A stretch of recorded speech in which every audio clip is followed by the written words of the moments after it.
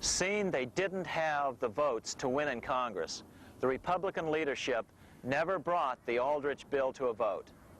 The bankers quietly decided to move to track 2, the Democratic alternative. They began financing Woodrow Wilson as the Democratic nominee.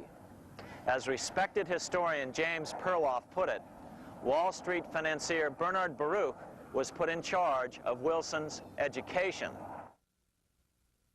Baruch brought Wilson to the Democratic Party headquarters in New York in 1912, leading him like one would a poodle on a string. Wilson received an indoctrination course from the leaders convened there. So now the stage was set.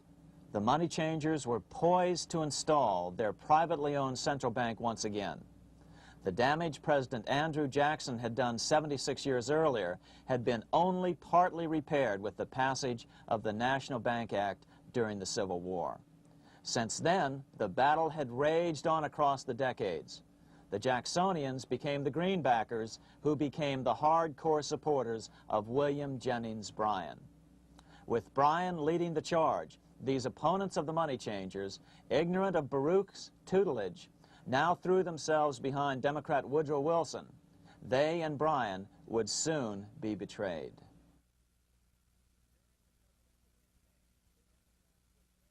During the presidential campaign, the Democrats were careful to pretend to oppose the Aldrich bill.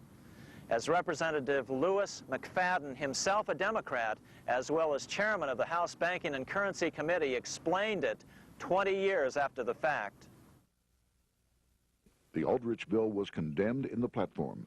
When Woodrow Wilson was nominated, the men who ruled the Democratic Party promised the people that if they were returned to power, there would be no central bank established here while they held the reins of government.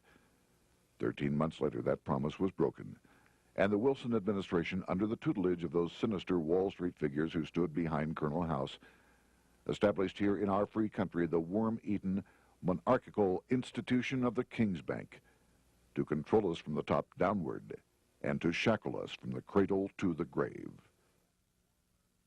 Once Wilson was elected, Morgan, Warburg, Baruch, and company advanced a new plan, which Warburg named the Federal Reserve System. The Democratic leadership hailed the new bill, called the Glass-Owen bill, as something radically different from the Aldrich bill. But in fact, the bill was virtually identical in every important detail. In fact, so vehement were the Democratic denials of similarity that Paul Warburg, the father of both bills, had to step in to reassure his paid friends in Congress that the two bills were virtually identical. Brushing aside the external differences affecting the shells, we find the kernels of the two systems very closely resembling and related to one another. But that admission was for private consumption only. Publicly, the money trust trotted out Senator Aldrich and Frank Vanderlip, the president of Rockefeller's National City Bank of New York and one of the Jekyll Island Seven, to oppose the new Federal Reserve System. Years later, however, Vanderlip admitted in the Saturday Evening Post that the two measures were virtually identical. Although the Aldrich Federal Reserve Plan was defeated when it bore the name Aldrich, nevertheless, its essential points were all contained in the plan that finally was adopted. As Congress neared a vote, they called Ohio attorney Alfred Crozier to testify. Crozier noted the similarities between the Aldrich bill and the Glass-Owen bill. The bill grants just what Wall Street and the big banks for 25 years have been striving for: private instead of public control of currency. It, the Glass-Owen bill, does this as completely as the Aldrich bill.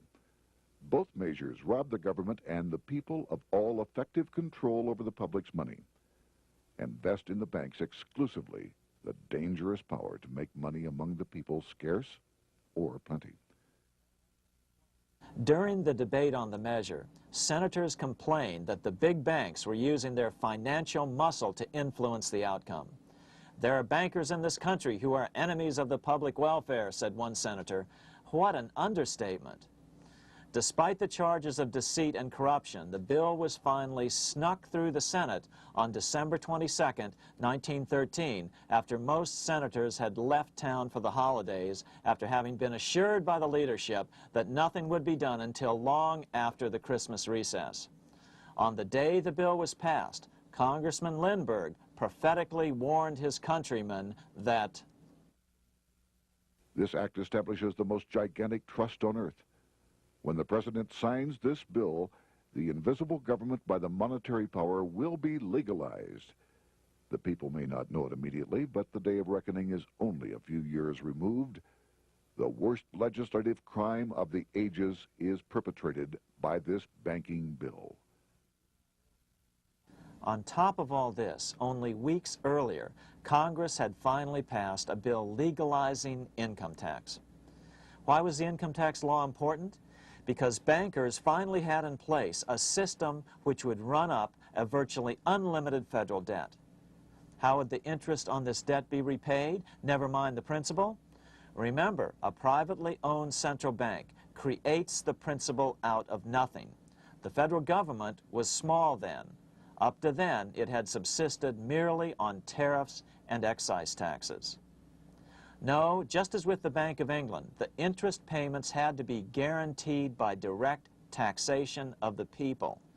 The money changers knew that if they had to rely on contributions from the states, eventually the individual state legislatures would revolt and either refuse to pay the interest on their own money or at least bring political pressure to bear to keep the debt small. It is interesting to note that in 1895, the Supreme Court had found a similar income tax law to be unconstitutional. The Supreme Court even found a corporate income tax law unconstitutional in 1909. As a result, Senator Aldrich hustled a bill for a constitutional amendment allowing income tax through the Congress.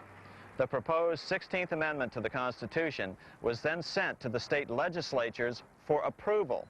But some critics claim that the 16th Amendment was never ratified by the necessary 3/4 of the states.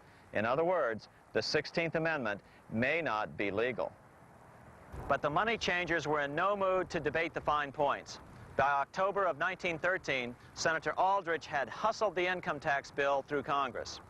Without the power to tax the people directly and bypass the states, the Federal Reserve Bill would be far less useful to those who wanted to drive America deeply into their debt. A year after the passage of the Federal Reserve Bill, Congressman Lindbergh explained how the Fed created what we have come to call the business cycle and how they use it to their advantage. To cause high prices, all the Federal Reserve Board will do will be to lower the rediscount rate, producing an expansion of credit and a rising stock market. Then, when businessmen are adjusted to these conditions, it can check prosperity in mid-career by arbitrarily raising the rate of interest.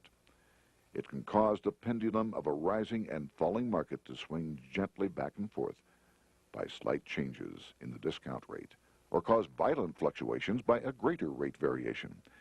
And in either case, it will possess inside information as to financial conditions and advanced knowledge of the coming change, either up or down.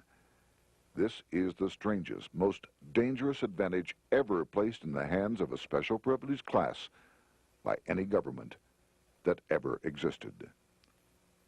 The system is private, conducted for the sole purpose of obtaining the greatest possible profits from the use of other people's money. They know in advance when to create panics to their advantage. They also know when to stop panic.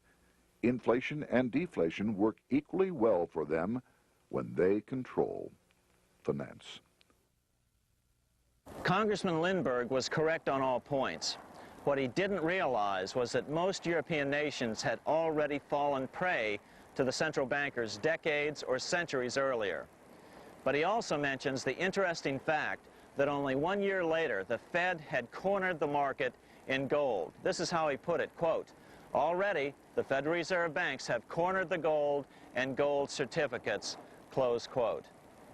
But Congressman Lindbergh was not the only critic of the Fed.